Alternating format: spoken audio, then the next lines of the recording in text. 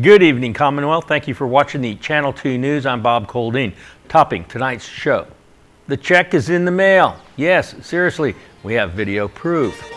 Also, tonight, the Commissioner of Education turns in his walking papers. And also tonight, an issue of life and death gets more attention and action. Meanwhile, in sports, fall ball is back. Youth soccer launches a new season for 19 teams. We'll have these stories and more next.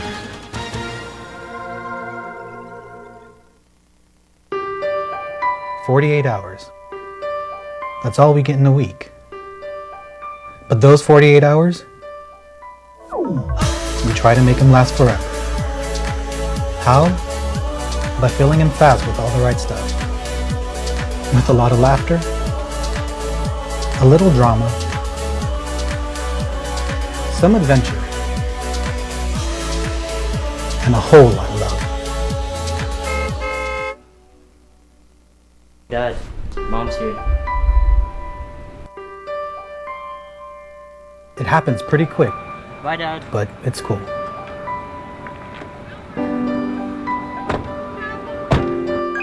Because the rest of the week, we talk about our plans You want to go to the beach? on how to make the next 48 hours last us a lifetime.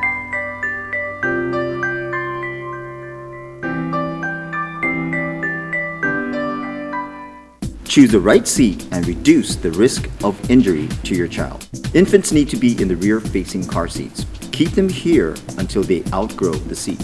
A forward-facing car seat has a harness. This will help limit your child's forward movement during a crash. As your child grows, you can move them into a booster seat, but make sure they are in the back seat. Before using a seatbelt, make sure the belt can fit your child properly. The lap belt must lie snugly across the upper thighs and the shoulder belt across the shoulder and chest. Keep your child in the back seat at least through age 12. It's the safest place. Buckle up. Every trip, every time.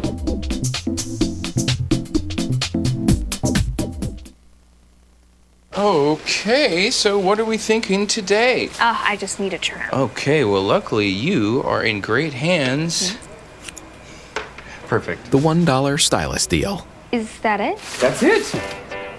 Or you could get a real deal. McDonald's buy one, get one for $1 deal is here. Buy one of your faves and choose another for just an extra buck. Choose from the Big Mac, filet of fish, quarter pounder with cheese, and 10-piece chicken McNuggets, but only for a limited time.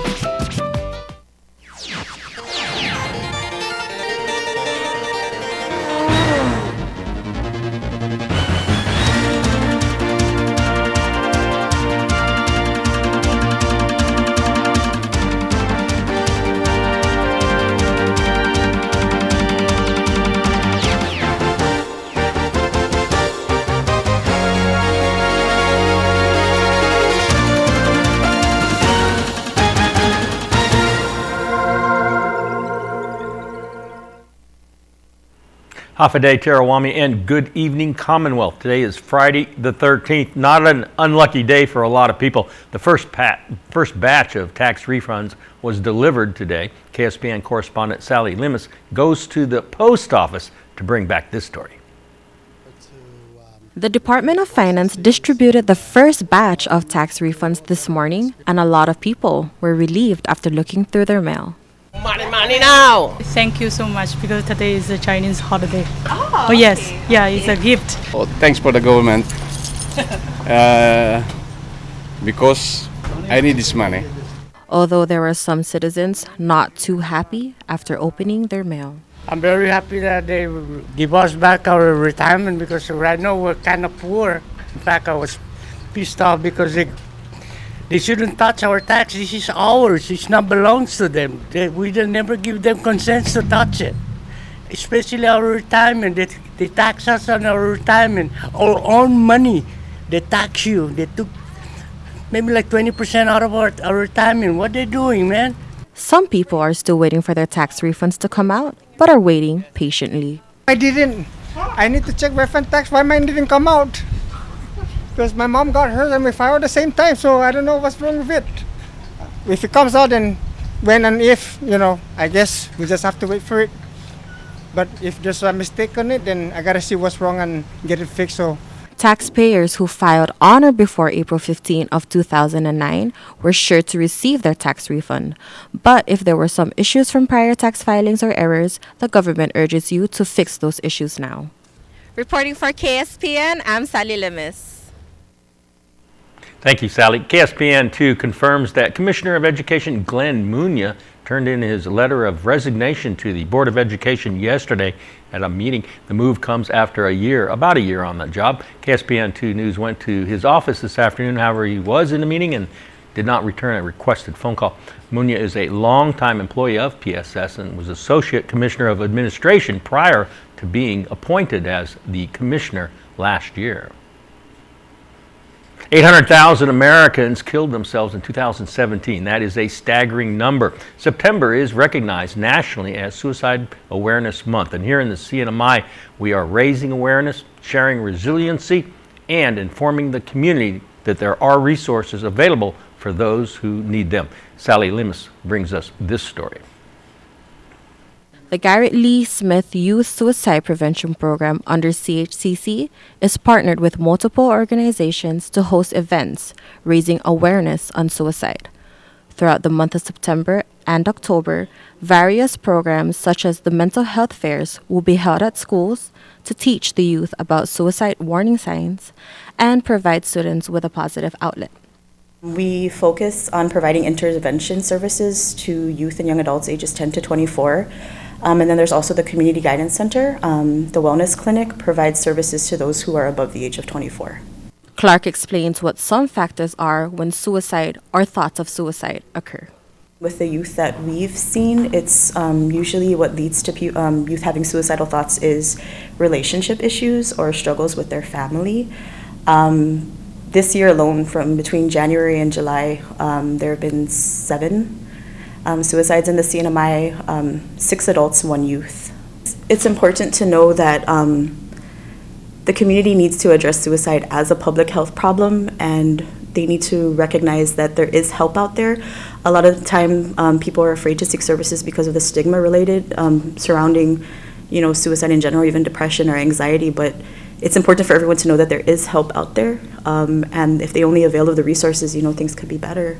If you or a loved one may be considering suicide, please reach out. The GLS Youth Suicide Prevention Program is available and trained to take calls from people of all ages. Their hours are 7:30 a.m. to 4:30 p.m. You may reach them at 664-5433 or leave a message on their Facebook page if you do not feel comfortable calling. Outside these hours, please call the National Suicide Prevention Hotline at 1-800-273-8255, who are available 24/7 to help. This is Sally Limis reporting for KSPN News. CHCC issues a health advisory on a potentially lethal bacterial disease. Ashley McDowell reports. It's called leptospirosis, a bacterial disease that can be found in dirty water. CHCC says the rain and runoff that has been occurring in the CNMI lately poses a risk to those who come in contact with water regularly or as part of their job. This includes swimmers, farmers, sanitation workers, veterinarians, and fishery workers. Leptospirosis can cause a range of symptoms, which include fever, headache, muscle aches, red eyes, vomiting, diarrhea, abdominal pain, yellowing of skin and eyes, skin rash, and cough. CHCC states that additional exposure includes drinking from an unclean household or commercial water tank, or cleaning flooded homes or tents. You can help to prevent leptospirosis by treating water to make sure it is safe to drink, cover cuts or abrasions. Do not wade, swim, or bathe or swallow floodwater. Wear waterproof protective clothing and shoes, and prevent rodent infestation. If you do suspect that you may have the disease, contact your healthcare provider or visit CHCC. Antibiotics are given to those suspected of having the disease. For more information, contact the Bureau of Environmental Health at 664-4870. The Medical Referral Office now has a little over 200 patients already outside the CNMI and another 200 waiting to go off island for treatment. Our Sally Lemus has more. Last year, an estimate of $15 million was spent on patients and medical costs. Director Ronald Sablon says for 2019, the number of patients waiting may increase anytime. Most of the expenditures of medical costs are because of the coverage of Medicaid patients. Most of our expenditures on medical costs are based on patients that we send out under our indigent program, or Medicaid patients that we have to send out outside of providers that accept Medicaid insurance. Okay, so let's say we send a Medicaid employees to the Philippines, that automatically becomes 100% cost under medical referral. So Medicare, Medicaid does not apply outside of the U.S. So when we send patients, even if they have the coverages or the insurance, it doesn't apply to foreign countries. So that becomes our expenditures, and about I would say about 80% of our medical costs is because of that. Every week, Medical Referral receives about 40 new cases to be reviewed and approved for off-island treatment. What we're doing right now is that when the request comes in, evaluate whether this particular case can be seen here, okay? And that's when we refer back to CHCC. Like I said, first we try to do the treatment here. If it's really just not available here, then we would approve for them to go off-island. Awaiting confirmations on appointments from clinics and hospitals are reasons for delays when sending a patient off-island. Sablon asked the public to be patient with them as they are working closely with the administration and properly using their budget. And we ask for patients to please, whenever they're not feeling well, to try to come in as early as possible so that we don't have to wait till their medical conditions is already at a states where very difficult or very costly to treat. CHCC has also added 3 more medical specialists to their team in an effort to help medical referral services treating patients here on island. This is Sally Lemus for KSPN News. All right, coming up, we get an update on our beloved turtle population. That story lies on the other side of the break.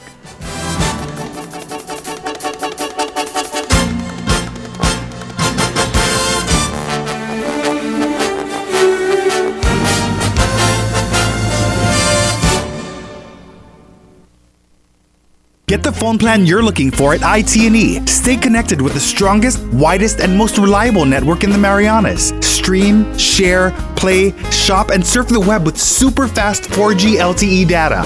Whether you need just a few gigabytes of data to get by, or if you want to go further with unlimited data, there's a plan for you. You'll always get the best price. Visit any IT&E store or call us to learn more. IT&E. Explore your world.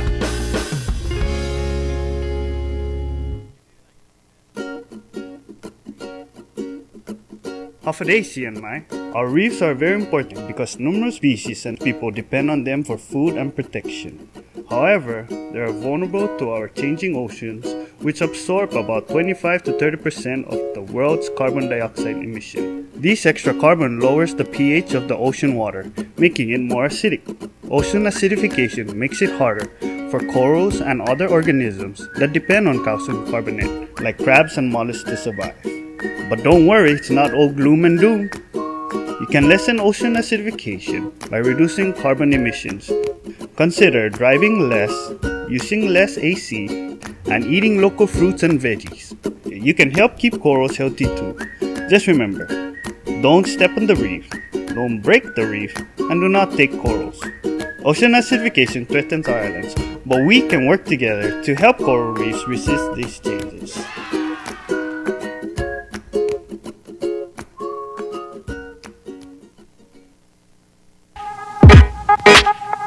Mina's Green Gala is set for Friday, September 13th at Fiesta Resort and Spa.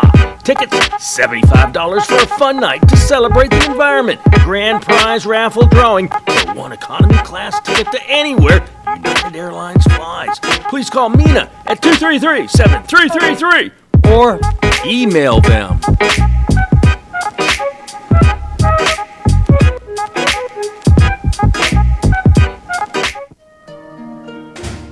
You deserve more. I know it's been hard. Come on, let's go for a ride. Hi, welcome to Dow Rent to Own.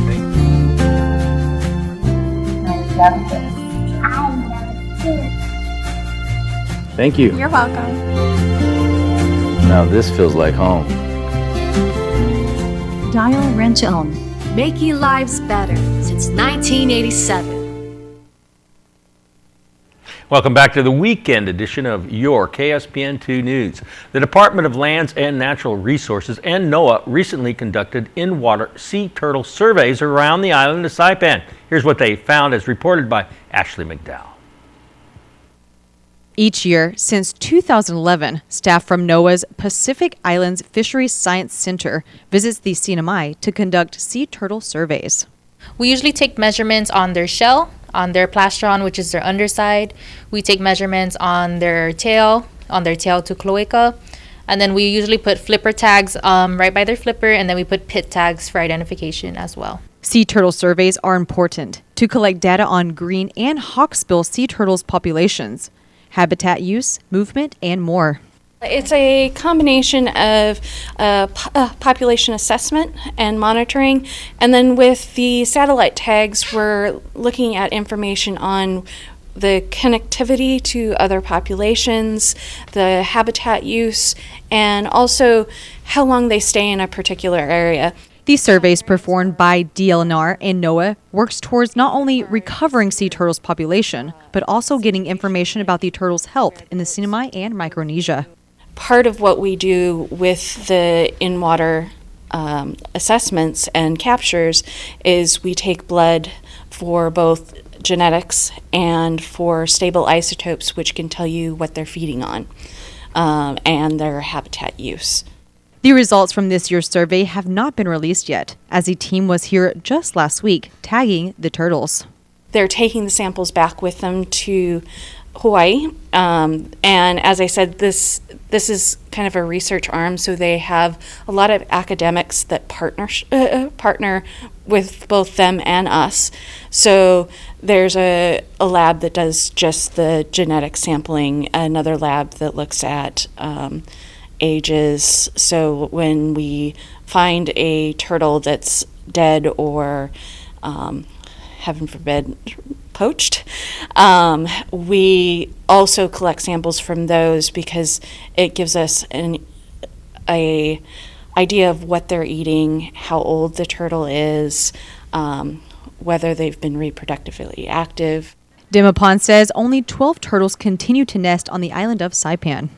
The nesting population is our priority to protect. We're really trying to educate the public on just the correct behaviors when we encounter sea turtles. Yeah, so from previous in-water tagging studies, they found out that we have 12 sea turtles that visit the Sinamai each year. Yeah, on average, yeah. So that's the amount of turtles we have each year, and we just want to remind the public that we do have a hotline. So if you notice any poaching activities or if you see injured dead turtles, you're welcome to call the DLNR hotline. It is 287-8537. It's all about saving the turtles. Officials say all tips are anonymous and lines are open 24 hours, 7 days a week. If you do see a sea turtle, these are the steps you should take. When you do see them out nesting in the beach, it's important to turn off all your lights to minimize the amount of noise. If you don't see the turtles and let's say you're picnicking on a Sunday, try as much as possible to remove all your debris from the beach or to remove any large objects like beach chairs or tables, because they can get trapped in those things as well. It is against the Sinamai law to capture, kill, touch, or harass the sea turtles. Reported for KSPN, I'm Ashley McDowell. Thank you. And yes, we do love turtles, especially baby turtles. All right, coming up, 5 generations of ball, keeping a family tradition alive. Next in the KSPN2 Sports Report.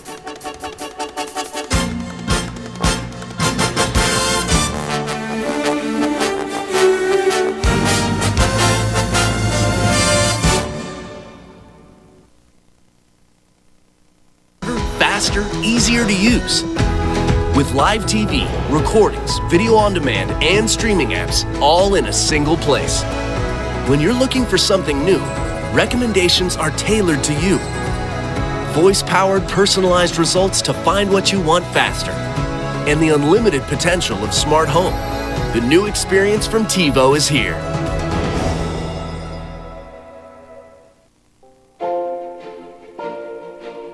Welcome to the Marianas Eye Institute. Our office on Beach Road is staffed with U.S. certified eye care technicians, doctors that have received national recognition, and a friendly, professional staff that will look after you and your loved ones. With over 1,200 eyeglass frames to choose from and an in-house lab, we can make most glasses in about an hour. And we even feature a mobile clinic to bring eye care to you. Keep your eyes healthy and strong with professional eye care at the Marianas Eye Institute. Traveling or laying over on Guam? Don't wait around. Zip into Guam Adventures Zipline Park inside the Hilton Resort and Spa. Guides will take you through a series of zips, starting with a mountain course and then zip over the ocean with spectacular views of Tumon Bay. 6 zip lines in all deliver a thrilling experience, and it's family friendly, so bring the kids ages 6 and up. You'll love the security of double lines and a new braking system to make riding smoother. The towers are named after the islands in the Marianas. We call it the Island Hopper. Your guides will teach you what you need to know to soar through the jungle with a bird's eye view. Best of all, for residents of Saipan, Tinian, and Rota, you can book this experience at 20% savings.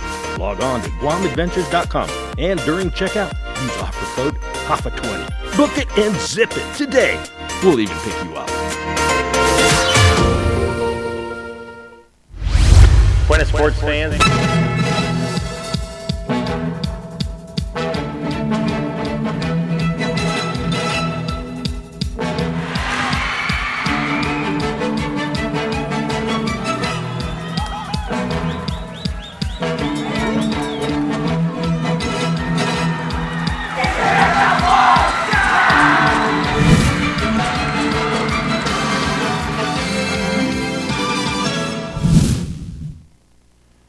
Buenas sports fans, youth soccer opens its fall season tonight with the U18 boys. Actually, they're playing right now. I'm missing it. And tomorrow, the floodgates will open. Cobblerville Training Center will be packed with games all day in the U12, U15, U18, and the U16 girls, and 19 teams in all. Soccer has emerged as the island's most active sport in terms of youth participation. You can see that tomorrow in Cobblerville. The U16 boys team left for Indonesia for next week's Asian Football Confederation qualifying tournament. Men's and women's soccer leagues will be announced later for their 2019 fall leagues.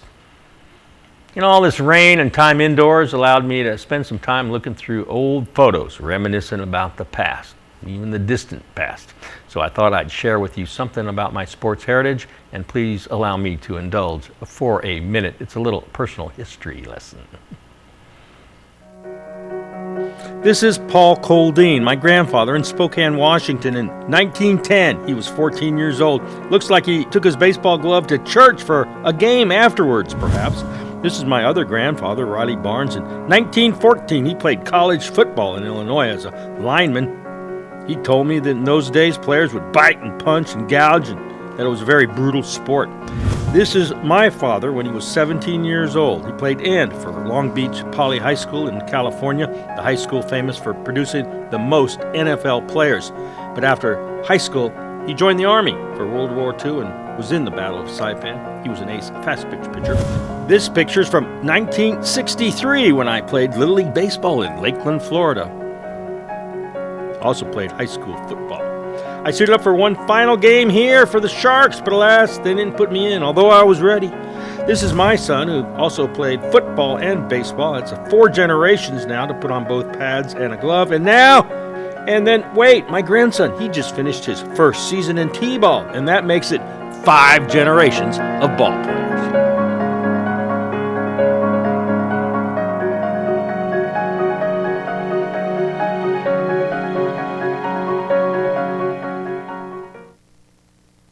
Yes, blessed indeed. Well, on this September the 13th, we went with, we decided to take 4 top plays of the week, considering how some people think 4 is a lucky number, and we're using that to combat the idea that Friday the 13th is somehow unlucky. So the way I see it, we're all lucky just to have the top plays of the week.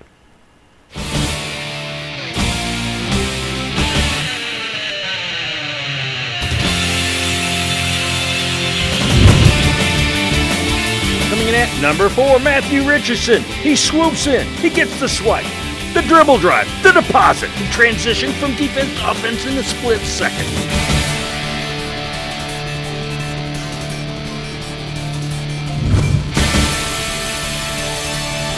Coming in at number 3, the first place CK Bears, Jose Lozama. He circles that foul pop-up and snatches it like it was a flying bug.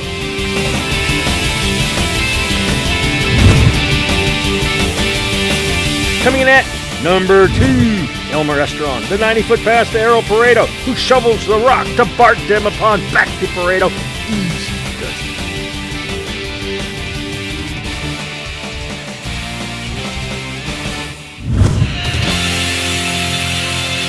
And the top play of the week. Well, it rained all week, which didn't stop these 3 high school boys from exercise. Running in the rain, very cool.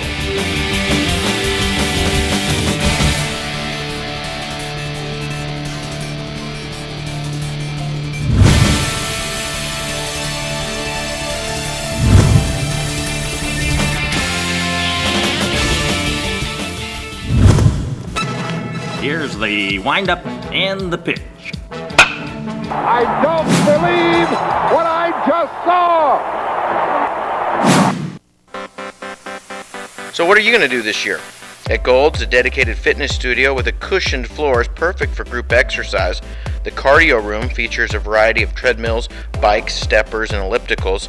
Fitness machines will help you achieve your goals, and the largest free weight area on Saipan gives you comfortable space to work out.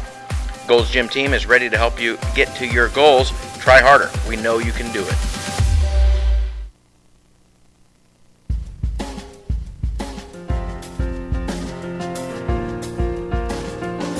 All right, today's high 88, the low 77, heat index 103, 87% humidity. Tomorrow, look for the skies to part.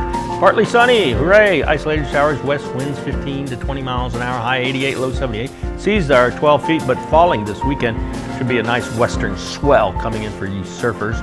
Full moon tonight, sunrise 6:05, high tide at 7:19, low tide at afternoon 2:08, sunset at 6:19.